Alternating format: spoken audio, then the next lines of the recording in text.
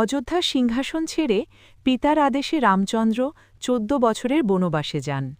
তার সঙ্গে স্বেচ্ছায় সীতা ও ভাই লক্ষ্মণ বনযাত্রা করেন। রাজকীয় সুখ ত্যাগ করে তারা জঙ্গলে কুটিরে বাস করেন।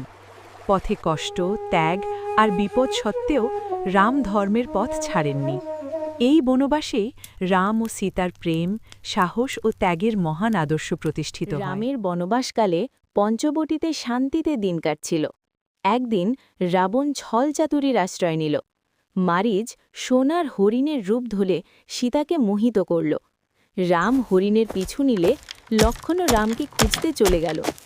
একা পেয়ে রাবণ সন্ন্যাসীর ছদ্মবেশে আশ্রমে এসে সীতাকে অপহরণ করল। আকাশে চিৎকার করে সীতা রামের নাম ডাকলেন। জটায়ু বাধা দিতে গিয়ে আহত হল। এই অপহরণ থেকেই শুরু হল লঙ্কা যুদ্ধের ভয়ঙ্কর অধ্যায়। অশোক বনে বসে সীতার চোখে জল। ঠিক তখনই রামের নাম নিয়ে ঝাঁপিয়ে পড়ল হনুমান। সে বলল, মা, ভয় নেই, রাম আসছেন। রামের আংটি দেখে সীতার মুখে আশার আলো জ্বলে উঠল।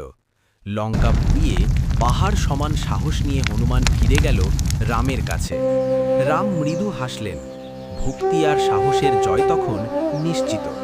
রাবণ যখন সীতাকে লঙ্কায় বন্দী করল, তখন রাম সমুদ্র পার হয়ে লঙ্কায় যাওয়ার উপায় খুঁজলেন। সমুদ্রদেব পথ দিতে অস্বীকার করলে নল ও নীলের নেতৃত্বে বানর সেনা পাথর জড়ো করে সেতু নির্মাণ শুরু করে।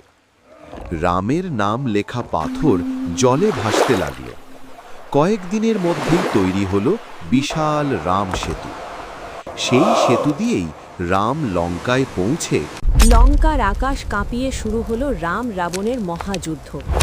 রামের ধনুক থেকে ছুটে এলো অগ্নিবাণ, আর রাবণের 10 মাথা গর্জে উঠল। বানর সেনা আর রাক্ষসদের সংঘর্ষে মাটি কেঁপে উঠছে। লক্ষ্মণের শক্তিতে রাবণ মুহূর্তের জন্য থমকে গেল। শেষ প্রহরে রাম ব্রহ্মাস্ত্র ছুড়লেন। রাবণের অহংকার ভেঙে পড়ল। ধর্মের জয় হল, অন্ধকারের অবসান ঘটল। 2 বছর বনবাস শেষে অযোধ্যার পথে ফিরলেন রাম, সীতা ও লক্ষ্মণ। পথে পথে মানুষ ফুল ছিটিয়ে তাদের স্বাগত জানাল। অযোধ্যা শহর আলোয় ভরে উঠল। প্রতিটি ঘরে জ্বলে উঠল দীপ। সীতা চোখ ভরে দেখলেন প্রিয় নগরী। রাম প্রণাম করলেন প্রজাদের। ভরত আনন্দে রামকে সিংহাসনে বসালেন। সত্য, ত্যাগ আর ন্যায়ের জয়ে অযোধ্যায় ফিরে এলো শান্তি। এই আনন্দের দিনই হল দীপাবলি। অযোধ্যার সিংহাসন ছেড়ে পিতার আদেশে রামচন্দ্র ১৪ বছরের বনবাসে যান। তার সঙ্গে স্বেচ্ছায় সীতা ও ভাই লক্ষ্মণ বনযাত্রা করেন। রাজকীয় সুখ ত্যাগ করে তারা জঙ্গলে কুটিরে বাস করেন। পথে কষ্ট, ত্যাগ আর বিপদ সত্ত্বেও রাম ধর্মের পথ ছাড়েননি। এই বনবাসেই রাম ও সীতার প্রেম, সাহস ও ত্যাগের মহান আদর্শ প্রতিষ্ঠিত হয়। রামের বনবাসকালে পঞ্চবটিতে শান্তিতে দিন কাটছিল। একদিন রাবণ ছলচাতুরীর আশ্রয় নিল। মারিচ সোনার হরিণের রূপ ধরে সীতাকে মোহিত করল। রাম হরিণের পিছু নিলে লক্ষ্মণও রামকে খুঁজতে চলে গেল। একা পেয়ে রাবণ সন্ন্যাসীর ছদ্মবেশে আশ্রমে এসে সীতাকে অপহরণ করল। আকাশে চিৎকার করে সীতা রামের নাম ডাকলেন। জটায়ু বাধা দিতে গিয়ে আহত হল। এই অপহরণ থেকেই শুরু হল লঙ্কা যুদ্ধের ভয়ঙ্কর অধ্যায়। অশোক বনে বসে সীতার চোখে জল। ঠিক তখনই রামের নাম নিয়ে ঝাঁপিয়ে পড়ল হনুমান। সে বলল, মা, ভয় নেই, রাম আসছেন। রামের আংটি দেখে সীতার মুখে আশার আলো জ্বলে উঠল। লঙ্কা পুড়িয়ে পাহাড় সমান সাহস নিয়ে হনুমান ফিরে গেল রামের কাছে। রাম মৃদু হাসলেন। ভক্তি আর সাহসের জয় তখন নিশ্চিত।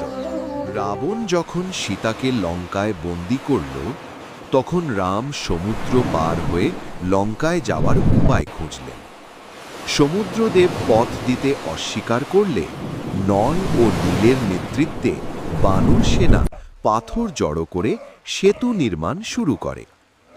রামের নাম লেখা পাথর জলে ভাসতে লাগল। কয়েকদিনের মধ্যেই তৈরি হল বিশাল রাম সেতু। সেই সেতু দিয়েই রাম লঙ্কায় পৌঁছে লঙ্কার আকাশ কাঁপিয়ে শুরু হল রাম রাবণের মহাযুদ্ধ।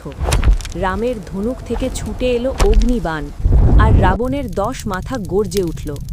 বানর সেনা আর রাক্ষসদের সংঘর্ষে মাটি কেঁপে উঠছে। লক্ষণের শক্তিতে রাবণ মুহূর্তের জন্য থমকে গেল। শেষ প্রহরে রাম ব্রহ্মাস্ত্র ছুড়লেন। রাবণের অহংকার ভেঙে পড়ল।